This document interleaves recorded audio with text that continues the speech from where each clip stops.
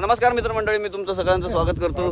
तर आम्ही आणि माझे काका आम्ही दोघे जे आहेत ते हरमळ बीचला म्हणजे अरंबोल बीच म्हणतात, मराठीमध्ये हरमळ म्हणतात, त्या बीचला आलेलो आहोत. आणि आता मी तुम्हाला बीचचं ही एंट्रन्स गेट आहे, मी तुम्हाला डायरेक्ट बीच दाखवणार आहे. छोटा ब्लॉग आहे, एन्जॉय करा.